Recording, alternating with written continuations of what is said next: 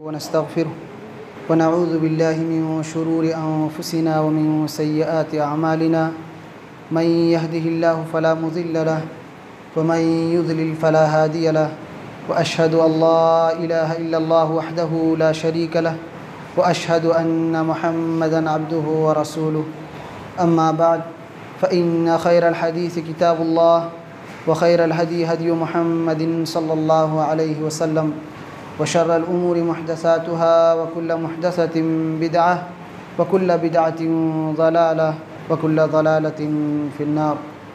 फ़अऊज़ु बिल्लाहि मिनश शैतानिर रजीम। बिस्मिल्लाहिर रहमानिर रहीम। क़ाफ़ वल क़ुरआनिल मजीद बल अजिबू अन जाअहुम मुन्ज़िरुम मिनहुम फ़क़ालल काफ़िरून हाज़ा शैउन अजीब अइज़ा मितना व कुन्ना तुराबन ज़ालिका रज्उन बईद क़द अलिमना मा तंक़ुसुल अर्ज़ु मिनहुम व इंदना किताबुन हफ़ीज़ बल कज़्ज़बू बिल हक़्क़ि लम्मा जाअहुम फ़हुम फ़ी अम्रिन मरीज अफ़लम यंज़ुरू इलस समाइ फ़ौक़हुम कैफ़ बनैनाहा व ज़य्यन्नाहा व मा लहा मिन फ़ुरूज वल अर्ज़ मददनाहा व अलक़ैना फ़ीहा रवासी व अम्बतना फ़ीहा मिन कुल्लि ज़ौजिन बहीज तबसिरतन व ज़िक्रा लिकुल्लि अब्दिन मुनीब व नज़्ज़लना मिनस समाइ माअन मुबारकन फ़अंबतना बिही जन्नातिन व हब्बल हसीद वन्नख़्ल बासिक़ातिन लहा तलउन नज़ीद रिज़्क़न लिलइबादि व अह्यैना बिही बल्दतन मैतन कज़ालिकल ख़ुरूज कज़्ज़बत क़ब्लहुम क़ौमु नूहिन व अस्हाबुर रस्सि व समूद व आदुन व फ़िरऔन व इख़्वानु लूत व अस्हाबुल ऐकति व क़ौमु तुब्बअ कुल्लुन कज़्ज़बर रुसुल फ़हक़्क़ वईद अफ़अयीना बिल ख़ल्क़िल अव्वल बल हुम फ़ी लब्सिन मिन ख़ल्क़िन जदीद व लक़द ख़लक़नल इंसान व नअलमु मा तुवस्विसु बिही नफ़्सुहु व नहनु अक़रबु इलैहि मिन हब्लिल वरीद इज़ यतलक़्क़ल मुतलक़्क़ियान अनिल यमीन व अनिश शिमाल क़ईद मा यल्फ़िज़ु मिन क़ौलिन इल्ला लदैहि रक़ीबुन अतीद। व क़ाल अल्लाहु तबारक व तआला फ़ी मक़ामिन आख़र व मा ख़लक़्तुल जिन्न वल इंस इल्ला लियअबुदून। मोहतरम हाज़िरीन और पर्दानशीन ख़वातीन इस्लाम, सबसे पहले तमाम किस्म की तारीफ़ तौसीफ़ बड़ाई व बुज़ुर्गी उस अल्लाह रब्बुल आलमीन के लिए लायक और ज़ैबा है जिसने हम सब को इस रोए ज़मीन के अंदर पैदा फ़रमाया और उसके बाद हमारी रुश्द व हिदायत की खातिर बेशुमार अम्बिया अलैहिमुस्सलातु वस्सलाम को इस कायनात में मबऊस फ़रमाया। उन तमाम अम्बिया अलैहिमुस्सलातु वस्सलाम पर दरूद व सलाम के फूल निछावर हों, बिलख़ुसूस हमारे आखिरी नबी सरताज रसूल सय्यिदुल कौनैन जनाब मुहम्मद रसूलुल्लाह सल्लल्लाहु अलैहि वसल्लम पर। हम्द व सलात के बाद हमारी आज की जो गुफ्तगू है वो है नमाज की अहमियत और बेनमाजी का अंजाम। ये उन्वान इसलिए ज़रूरी है कि एक इंसान की ज़िंदगी का ये सबसे बड़ा मकसद है। इतना बड़ा मकसद है कि अल्लाह रब्बुल आलमीन ने इस रंगीन कायनात में, इस हसीन दुनिया में, इस खूबसूरत मखलूक को अगर बसाया है तो सबसे बड़ा मकसद है कि उस रब की इबादत की जाए। सबसे बड़ा मकसद आप अगर समझ सकते हैं कि आपके पास अगर 20 तरीक़े के काम हों तो उनमें आप देखते हैं कि ज़्यादा अहम काम कौन सा है, उसको पहले किया जाए, उसमें कमी कोताही ना की जाए, उसमें गलती ना की जाए, ताकि वो काम अच्छे से अच्छे अंदाज में हम मुकम्मल कर सकें। इस कायनात में अल्लाह रब्बुल आलमीन ने हमें और आपको पैदा किया है, सबसे बड़ा मकसद है अल्लाह की इबादत, जिसका तज़किरा रब्बुल इज़्ज़त ने कुरान हकीम में किया है, वमा ख़लक़्तुल जिन्न वल इंस इल्ला लियअबुदून, कि हमने जिन्नों और इंसानों को सिर्फ़ अपनी इबादत के लिए पैदा किया है, सिर्फ़ अपनी इबादत के लिए पैदा किया है। मुझसे रिज़्क़ का मुतालबा नहीं करते हैं, मालो दौलत का मुतालबा नहीं करते हैं, किसी और चीज़ की हमें ज़रूरत नहीं है। अल्लाह रब्बुल इज़्ज़त बेनियाज़ है।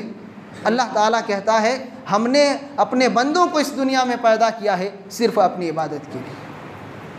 इंसान सब कुछ कर लेता हो, पूरी दुनिया कमा लेता हो, बड़ी बड़ी तरक्कियों को हासिल कर लेता हो, सारी चीज़ें उसके पास मौजूद हों, लेकिन अगर उसके पास इबादत नहीं है, अगर उसकी ज़िंदगी में नमाज नहीं है, रब की बंदगी नहीं है, तो ये सारी दौलत उसकी आंख बंद होते ही ख़त्म हो जाने वाली है। आप गौर करके देखें, कितने आए करोड़पति, अरबपति और कितने दुनिया में ऐसे नामवर लोग आए जिनकी दौलत का चर्चा था, जिनके माल का, जिनकी शोहरत का चर्चा था, हर एतबार से वो बड़े शुमार किए जाते थे, लेकिन मरते ही उसकी सारी दौलतें दूसरों में मुंतकिल हो गईं। उसके साथ कोई चीज़ अगर गई होंगी तो वो उनके आमाल होंगे। अब इंसान को ख़ुद को सोचना है कि हम क्या लेकर के जा रहे हैं, या हम क्या लेकर के जाना चाहते हैं, कैसी तैयारी हम कर रहे हैं उस दिन के लिए कि जिस दिन हमारी आंखें बंद हो जाए तो कोई साथ देने वाला नहीं, अपने भी पराये हो जाएंगे, कोई आपके काम आने वाले नहीं हैं। आपके साथ अगर कोई चीज़ जाने वाली है तो आपकी इबादतें हैं,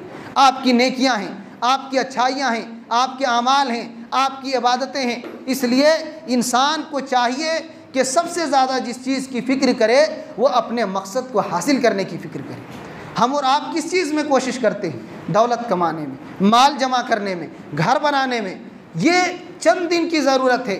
आप खुद कभी तन्हाई में आँखों को बंद करके सोचें कि हम जो इतनी बड़ी बिल्डिंगें तैयार कर रहे हैं, इतना कमा रहे हैं, अगर आप सिर्फ आंखें बंद करके चंद लम्हे के लिए सोचेंगे तो आपको महसूस होगा कि मेरे पास कुछ भी नहीं है। क्योंकि जब निगाहें से उन चीज़ों को आप देख नहीं रहे हैं तो सारी चीज़ें आपसे गायब हैं। वो दौलत जिसकी आप बात करते हैं, जिसके लिए रातों की नींद और दिन के चैनो करार को आप ख़त्म किए हुए हैं, आपकी आँख बंद होते ही आपके वरसा में तकसीम हो जाएगी। आप वो बिल्डिंगें जिसको बनाने में पूरी ज़िंदगी आप खपा चुके हैं, आपके जाते ही आपके बच्चे में वो मुंतकिल हो जाएंगी वो बिल्डिंगें भी, और वो भी उसमें अपनी हिस्सेदारी शामिल कर लेंगे और वो अपना हिस्सा ले लेंगे, आपका कुछ भी नहीं रहेगा।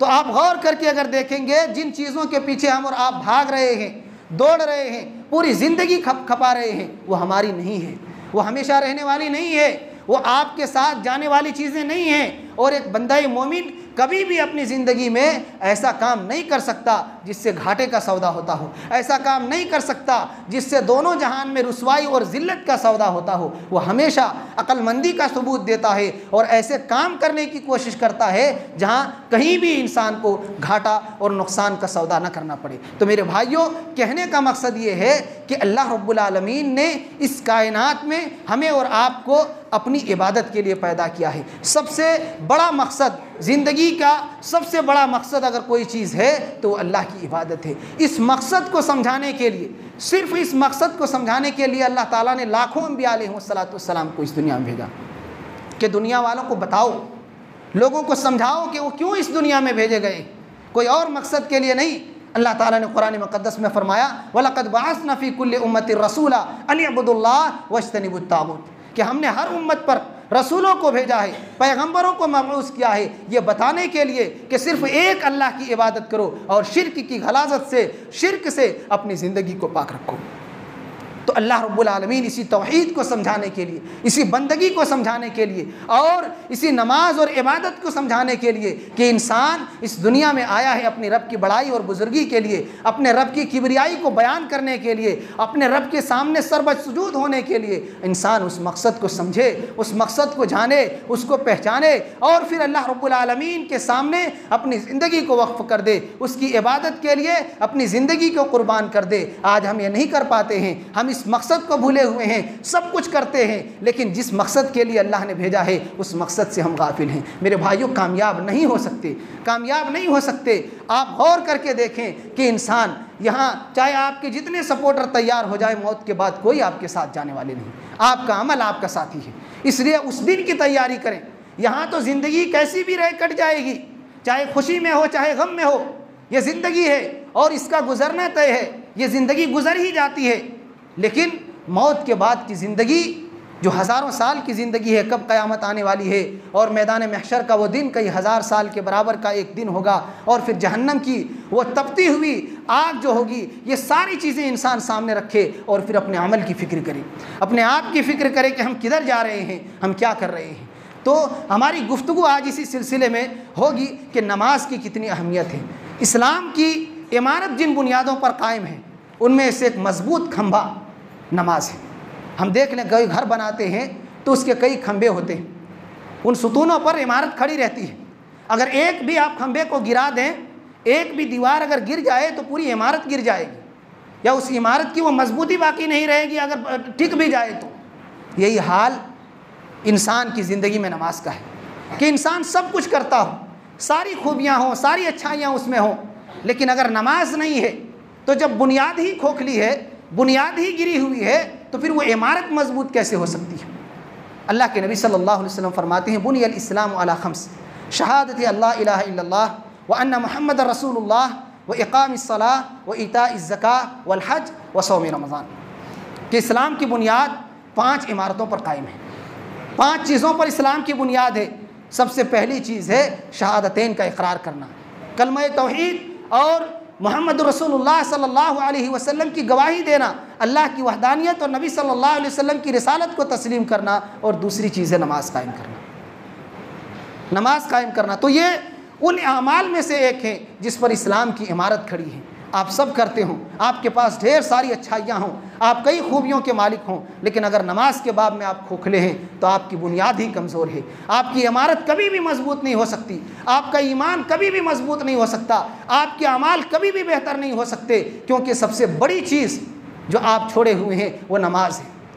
आप अगर देखेंगे, हमारी शरीयत को पढ़ेंगे या सुनेंगे तो आपको महसूस होगा कि अल्लाह के नबी सल्लल्लाहु अलैहि वसल्लम जब सहाबा किराम में जो गैर मुस्लिम ईमान लाते थे या कहीं दावत व तबलीग के लिए भेजते थे तो सबसे पहले तालीम यही देते थे कि जाओ और उनको सबसे पहली बात जिसकी दावत तुम देना वो शहादत अल्ला इलाहा इल्लल्लाह की दावत देना, अल्लाह की वहदानियत और नबी पाक सल्लल्लाहु अलैहि वसल्लम की रिसालत की गवाही दिलवाना कि वो इस चीज़ को तस्लीम करे, इस पर ईमान लाए। और जैसे ही वो इस बात को मान ले कि हाँ हम इस दीन में दाखिल हो गए हैं, एक अल्लाह को मानते हैं, मोहम्मद रसूलुल्लाह को अल्लाह के आखिरी पैगंबर तस्लीम करते हैं और आपकी नबूवत पर ईमान लाते हैं, तो उनको दूसरी जिम्मेदारी फ़ौरन ये बताना कि अल्लाह ने तुम पर 5 वक्त की नमाज़ें फ़र्ज़ की। देखिए अभी ईमान लाए हैं, सिर्फ कलमा पढ़े हैं, शरीयत के बारे में कुछ नहीं जानते, इस दीन के बारे में किसी तफसील को वो नहीं जानते हैं, सिर्फ 2 लफ्ज़ों में ला इलाहा इल्लल्लाह और मोहम्मद रसूलुल्लाह का इकरार किए हैं, लेकिन शरीयत कहती है फ़ौरन दूसरी जिम्मेदारी उस पर आयद होती है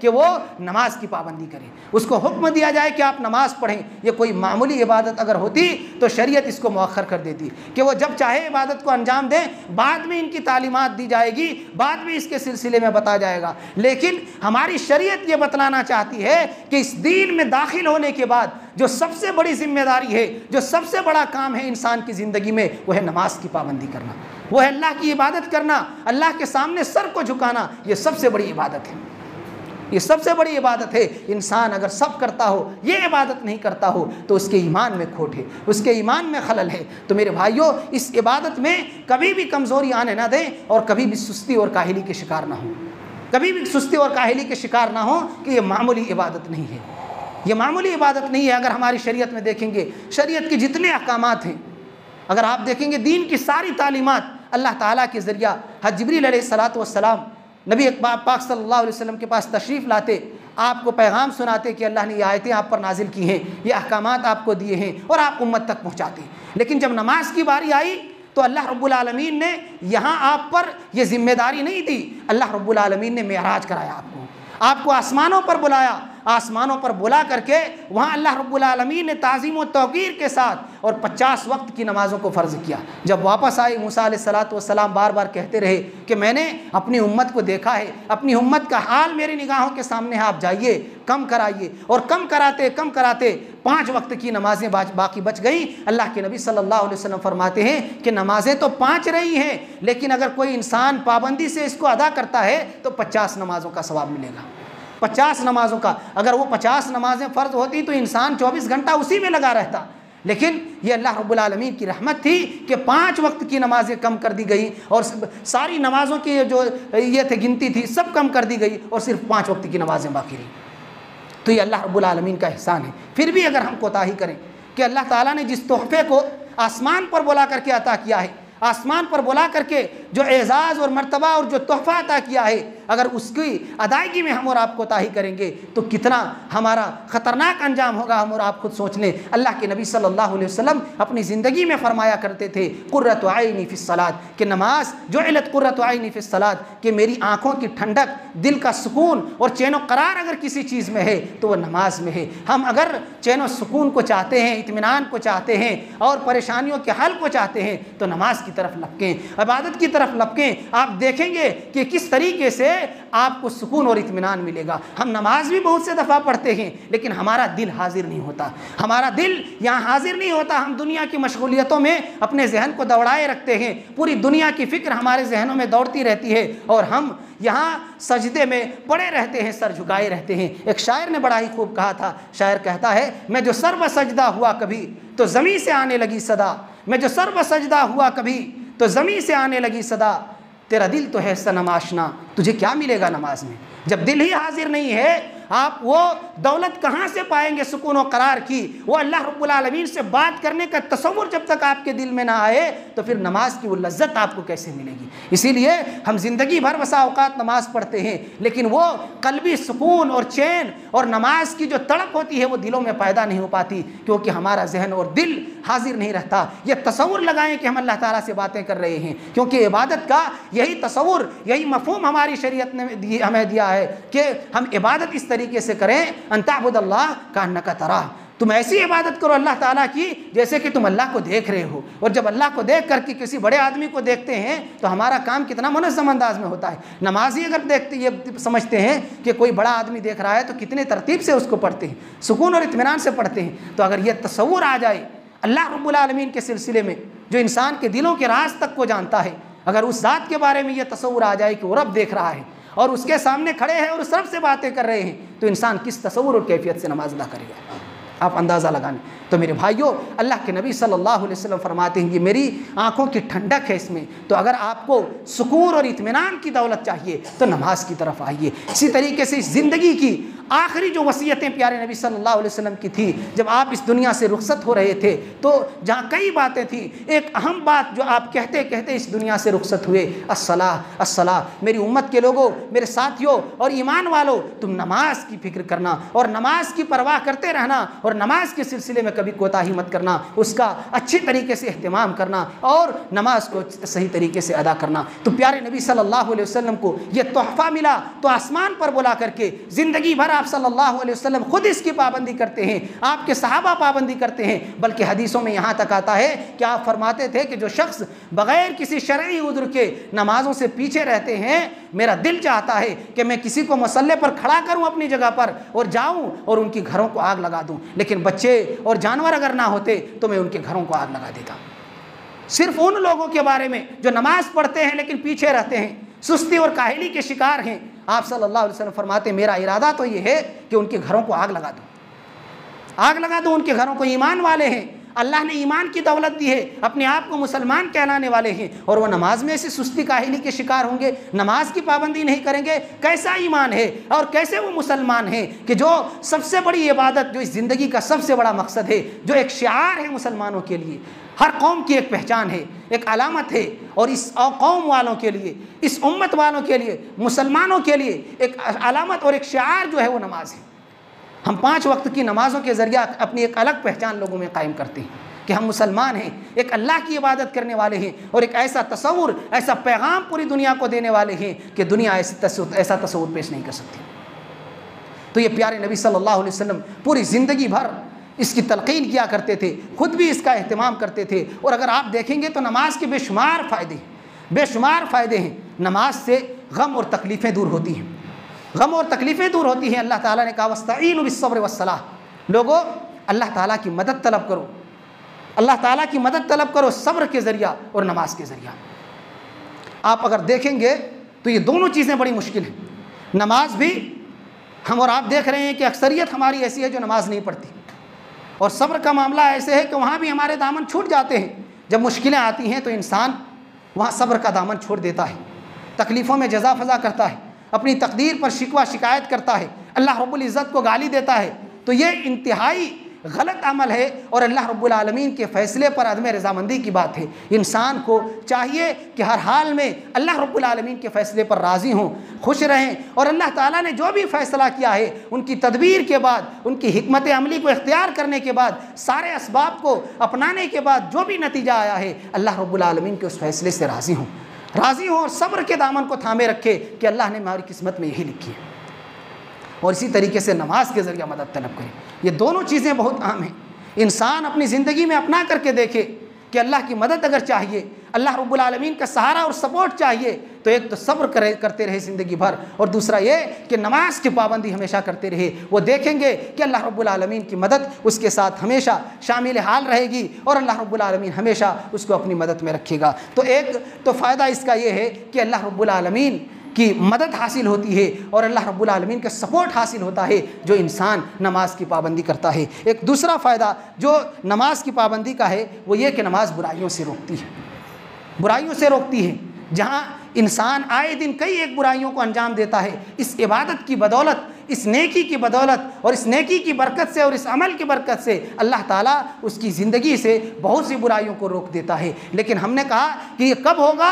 जब इंसान का दिल इबादत में हाजिर रहेगा और अल्लाह रब्बुल आलमीन की रज़ामंदी की खातिर पूरे इखलास के साथ और पूरे दिल के हुजूर के साथ अल्लाह ताला की बारगाह में खड़ा होगा। तब उसको एहसास होगा कि ये कितनी अज़ीम इबादत है और ये इसका कितना मकाम और दर्जा है अल्लाह रब्बुल आलमीन की निगाह में। अल्लाह ताला ने कुरान मुक़द्दस में फरमाया, इन्नस्सलाता तन्हा अनिल फ़हशाई वल मुनकर, कि बेशक ये नमाज फ़ाहिश कामों से, गलत कामों से और मुनकरात से रोकने वाली है। तो हम और आप बुराइयों से अगर नहीं रुक पा रहे हैं तो अल्लाह की इबादत की तरफ लपक करके देखें, आपको महसूस होगा कि बहुत हद तक हम इन गलतियों से दूर जा रहे हैं, हमारी ज़िंदगी बदल रही है, हमारी ज़िंदगी के अमाल बदल रहे हैं और हमारे अखलाक और किरदार में बेहतरी और तब्दीली आ रही है और अल्लाह रब्बुल आलमीन हमारी ज़िंदगी को खुशहाली की तरफ ले जा रहा है। ये नमाज का मतलब ये नहीं है कि आप सजदे करें और ज़िंदगी में कोई परेशानी, कोई दुख, कोई मुश्किल ना आए, हरगिज़ नहीं। मोमिन हैं तो ज़िंदगी मुश्किलों से पुर रहेगी, ईमान वाले हैं तो परेशानियों से ज़िंदगी भरी रहेगी। आपकी ज़िंदगी में कभी छोटे गम, कभी बड़े गम, कभी दुखों का पहाड़ ये टूटते रहेगा। ये ईमान वालों की ज़िंदगी में यही तस्वीर है कि वो कभी भी पूरी ज़िंदगी, बल्कि पूरी दुनिया की ये दस्तूर है कि इस ज़िंदगी में एक हालत किसी के साथ नहीं रहती। तो ये आप मत समझें कि मैं इबादत करता हूँ तो हम पर मुश्किल ना आए, परेशानी ना आए और दुख आए तो क्यों आए, मैं तो इबादत गुजार हूँ, घर वाले सब इबादत गुजार हैं, सब नमाज पढ़ते हैं, इबादत करते हैं, फिर मुश्किल कैसे आई?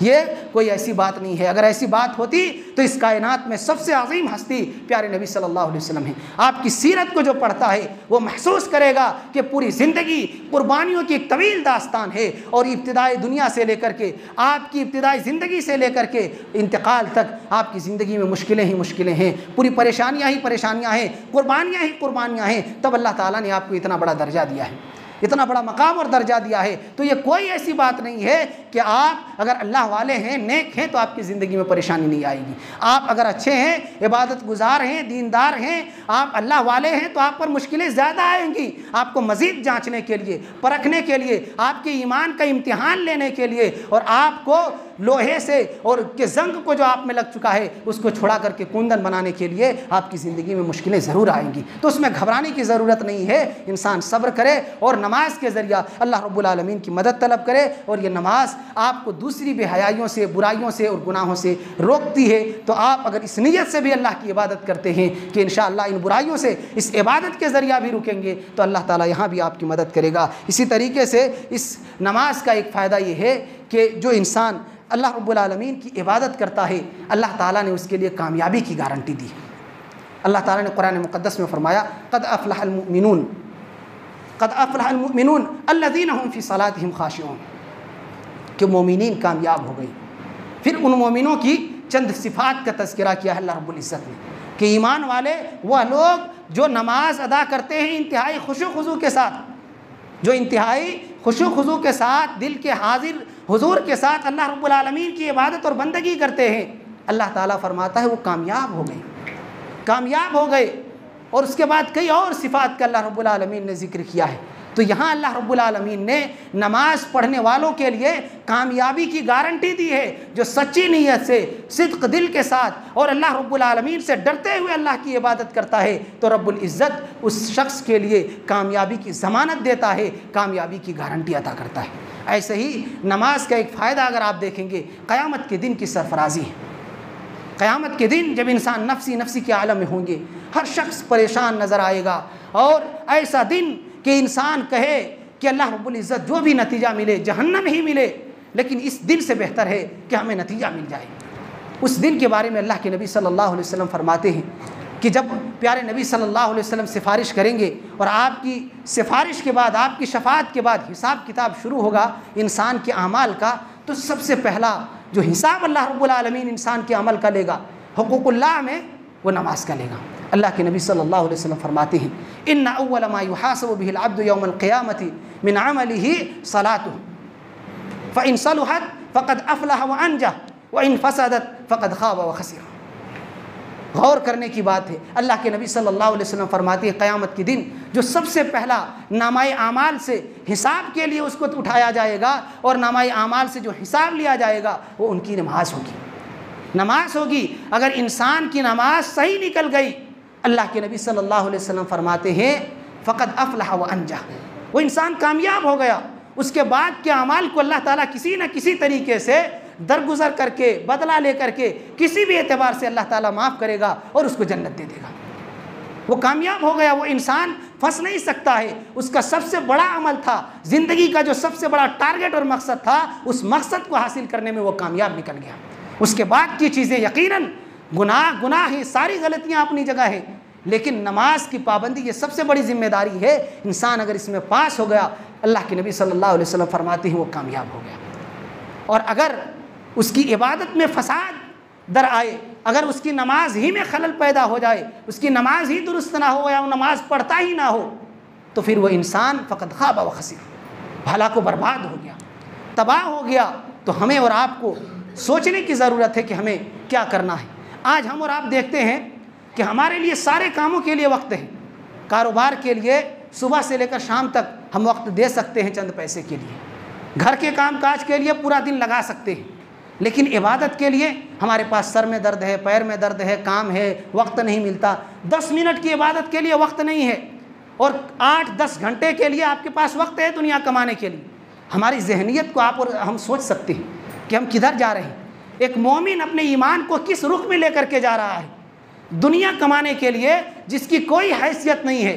और आप अंदाज़ा लगा करके देखें, बचपन से कमा रहे होंगे, आप अपनी उम्र का अंदाज़ा लगाएं कि बचपन से अब तक कमाए और कितना कमाए होंगे, इसके बावजूद कितना बचा है, क्या हासिल किए हैं। जो कमाए थे खर्च हो गया, ख़त्म हो गया।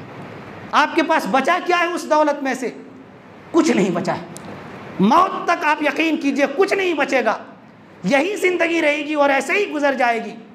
और इस तबाह ज़िंदगी के साथ साथ आपने नुकसान ये किया कि अपनी ज़िंदगी बेइबादत वाली ज़िंदगी गुजार करके ज़ाय और बर्बाद कर ली। दुनिया भी गई कि यहाँ कुछ बड़ा नहीं बन पाए, कुछ तरक्की नहीं कर पाए, कुछ मकाम और मर्तबा नहीं हासिल कर पाए और दुनिया की दौलत से कोई ऐसी बड़ी चीज़ हासिल नहीं कर सके और मौत के बाद की ज़िंदगी वो भी तबाह कर डाली जो हमेशा की ज़िंदगी है। इससे बड़ी बर्बादी कुछ हो सकती है?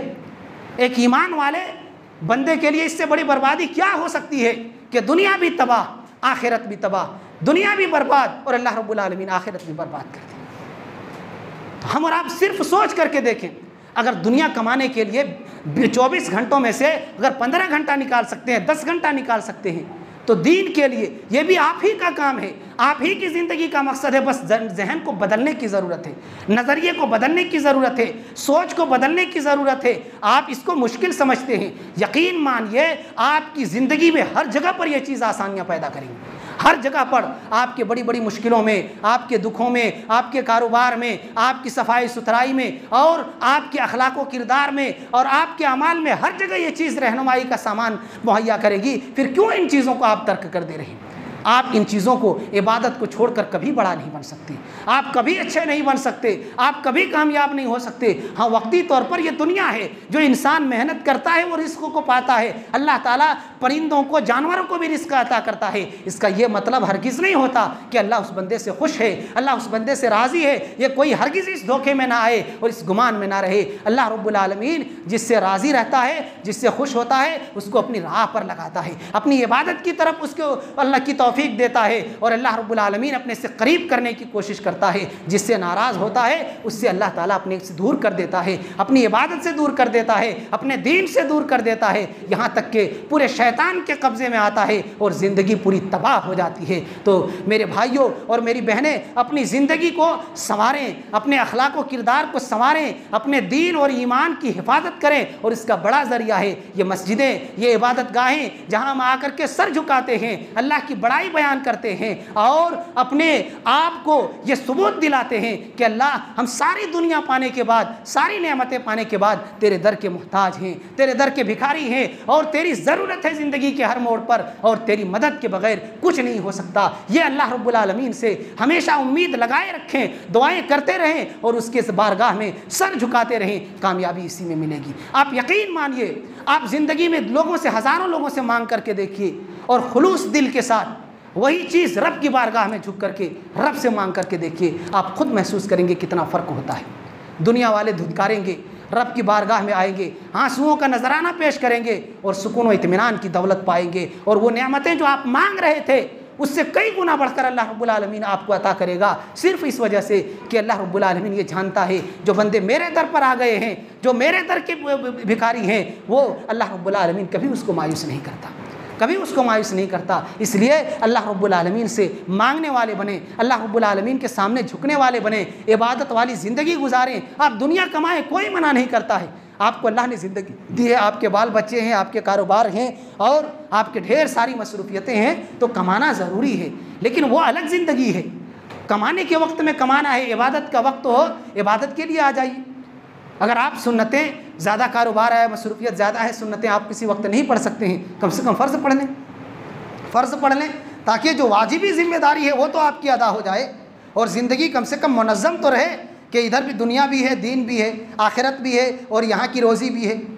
ये कौन सा आपका सौदा है कि आप चंद दिन की रोज़ी के लिए, हमने कहा दुनिया की कोई गारंटी नहीं, दुनिया का कोई भरोसा नहीं, आप अभी भी मर सकते हैं, कल भी मौत आ सकती है, चंद दिनों बाद भी आ सकती है, या 50 साल जी भी सकते हैं, तो इसकी कोई गारंटी नहीं है। उस दिन के लिए हम इतनी तैयारी करते हैं जहाँ हमेशा रहना है, और हम यकीन भी उस ज़िंदगी पर रखते हैं। और यकीन क्यों ना हो, क्योंकि वो ज़िंदगी बरहक है, उसके दलाइल बरहक हैं, कुरान और सुन्नत की बेशुमार दलीलें हैं मौत के बाद की ज़िंदगी पर। जो मजाक उड़ाता है, हमारी शरीयत के साथ खिलवाड़ करता है, अपने ईमान का सौदा करता है, तो वो हकीकी ज़िंदगी है, उस पर हम यकीन रखते हैं, उसके लिए तैयारी करना हमारी ज़िम्मेदारी है। और अगर तैयारी नहीं करते हैं तो ये हमारे लिए बर्बादी है, बर्बादी है और हमारी बेवकूफ़ी और नादानी है कि हम असल चीज़ के लिए कोशिश नहीं करते हैं और ये दुनिया की चंद रोज़ा ज़िंदगी के पीछे भागे फिरते हैं। तो मेरे भाइयों और मेरी बहनें, ये समझने की ज़रूरत है और इस चीज़ को समझ करके ले करके ज़िंदगी गुजारें। कहीं भी रहें, कितनों भी काम हो, वक्त निकालें इबादत के लिए, नमाज के लिए, और वक्त पर